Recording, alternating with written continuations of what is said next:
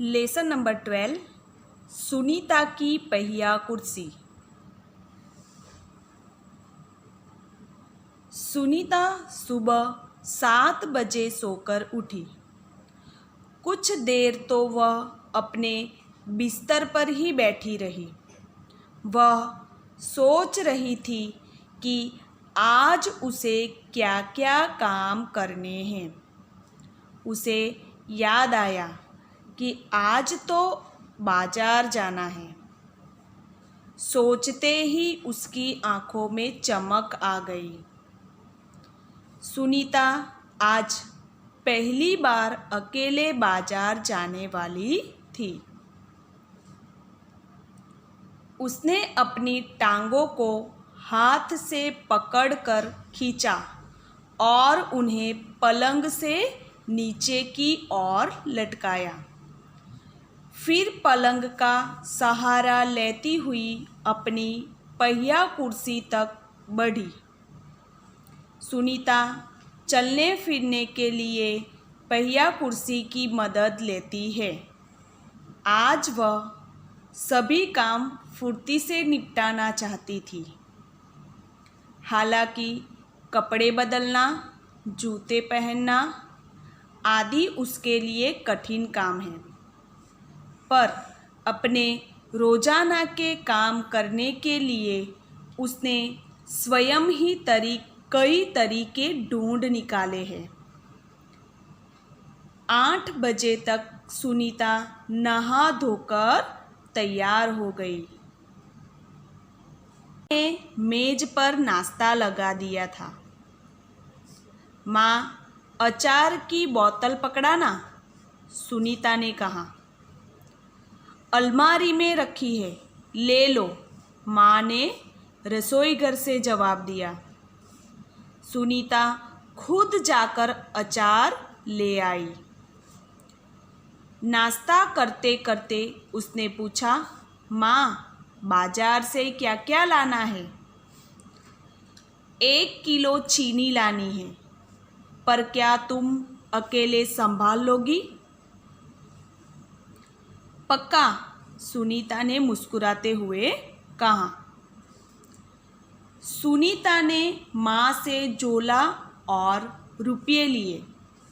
अपनी पहिया कुर्सी पर बैठकर वह बाजार की ओर चल दी। सुनीता को सड़क की जिंदगी देखने में मज़ा आता है।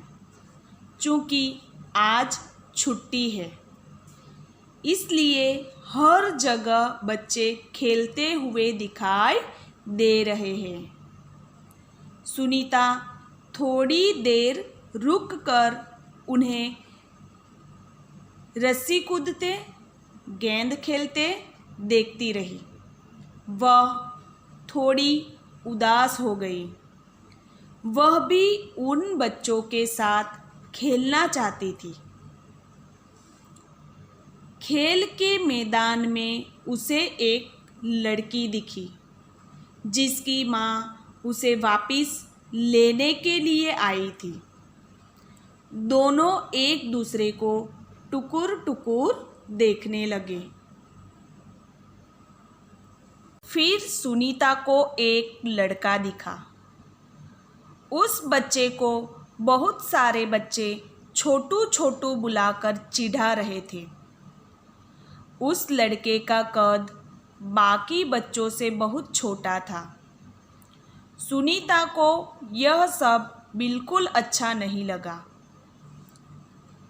रास्ते में कई लोग सुनीता को देखकर मुस्कुराए, जबकि वह उन्हें जानती तक नहीं थी।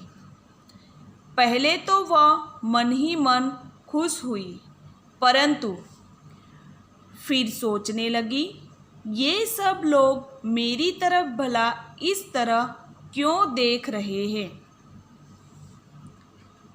खेल के मैदान वाली छोटी लड़की सुनीता को दोबारा कपड़ों की दुकान के सामने खड़ी मिली। उसकी माँ कुछ कपड़े देख रही थी। तुम्हारे पास यह अजीब सी चीज़ क्या है? उस लड़की ने सुनीता से पूछा। यह तो बस एक, सुनीता जवाब देने लगी, परंतु उस लड़की की माँ ने गुस्से में आकर लड़की को सुनीता से दूर हटा दिया। तरह का सवाल नहीं पूछना चाहिए फरीदा, अच्छा नहीं लगता, माँ ने कहा। मैं दूसरे बच्चों से अलग नहीं हूँ, सुनीता ने दुखी होकर कहा। उसे फरीदा की माँ का व्यवहार समझ में नहीं आया। अंत में सुनीता बाजार पहुँच गई। दुकान में घुसने के लिए उसे सीढ़ियों पर चढ़ना था। उसके लिए यह कर पाना बहुत मुश्किल था। आसपास के सब लोग जल्दी में थे। किसी ने उसकी तरफ ध्यान नहीं दिया। अचानक जिस लड़के को छोटू कहकर चिढ़ाया जा रहा था, वह उसके सामने आकर खड़ा हो गया। मैं अमित हूँ, उसने अपना परिचय दिया। क्या मैं तुम्हारी कुछ मदद करूँ? मेरा नाम सुनीता है, सुनीता ने राहत की सांस ली और मुस्कुराकर बोली, पीछे के पेंडिल को पैर से जरा दबाओगे? हाँ हाँ जरूर, कहते हुए अमित ने पहिया कुर्सी को टेढ़ा करके उसके अगले पहिए को पहली सीढ़ी पर रखा। फिर उसने पिछले पहिए को भी ऊपर चढ़ाया। सुनीता ने अमित को धन्यवाद दिया और कहा, अब मैं दुकान तक खुद पहुंच सकती हूँ। दुकान में पहुंचकर सुनीता ने 1 किलो चीनी मांगी। दुकानदार उसे देखकर मुस्कुराया। चीनी की थैली पकड़ने के लिए उसने हाथ आगे बढ़ाया ही था कि दुकानदार ने थैली उसकी गोदी में रख दी। सुनीता ने गुस्से से कहा, मैं भी दूसरों की तरह खुद अपने आप सामान ले सकती हूँ। उसे दुकानदार का व्यवहार बिल्कुल अच्छा नहीं लगा। चीनी लेकर सुनीता और अमित बाहर निकले। लोग मेरे साथ ऐसा व्यवहार करते हैं जैसे कि मैं कोई अजीबोगरीब लड़की हूँ, सुनीता ने कहा। शायद तुम्हारी पहिया कुर्सी के कारण ही वे ऐसा व्यवहार करते हैं, अमित ने कहा। पर इस कुर्सी में भला ऐसी क्या खास बात है? मैं तो बचपन से ही इस पर बैठकर इसे चलाती हूँ, सुनीता ने कहा। अमित ने पूछा, पर तुम इस पर क्यों बैठती हो? मैं पैरों से चल ही नहीं सकती। इस पहिया कुर्सी के पहियों को घुमाकर ही मैं चल फिर पाती हूँ, लेकिन फिर भी मैं दूसरे बच्चों से अलग नहीं हूँ।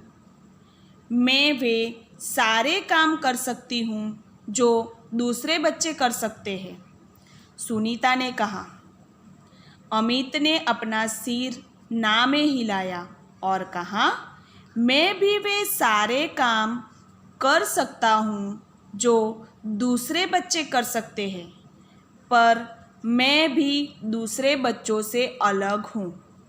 इसी तरह तुम भी अलग हो। सुनीता ने कहा, नहीं, हम दोनों दूसरे बच्चों जैसे ही हैं। अमित ने दोबारा अपना सिर ना में हिलाया और कहा, देखो, तुम पहिया कुर्सी पर बैठकर चलती हो। मेरा कद बहुत छोटा है। हम दोनों ही बाकी लोगों से कुछ अलग हैं। सुनीता कुछ सोचने लगी। उसने अपनी पहिया कुर्सी आगे की ओर खिसकाई। अमित भी उसके साथ साथ चलने लगा। सड़क पार करते समय सुनीता को फरीदा फिर नजर आई। इस बार फरीदा ने कोई सवाल नहीं पूछा। अमित झट से सुनीता की पहिया कुर्सी के पीछे चढ़ गया। फिर दोनों पहिया कुर्सी पर सवार होकर तेजी से सड़क पर आगे बढ़े। फरीदा भी उनके साथ साथ दौड़ी। इस बार भी लोगों ने उन्हें घूरा, परंतु अब सुनीता को उनकी परवाह नहीं थी। धन्यवाद।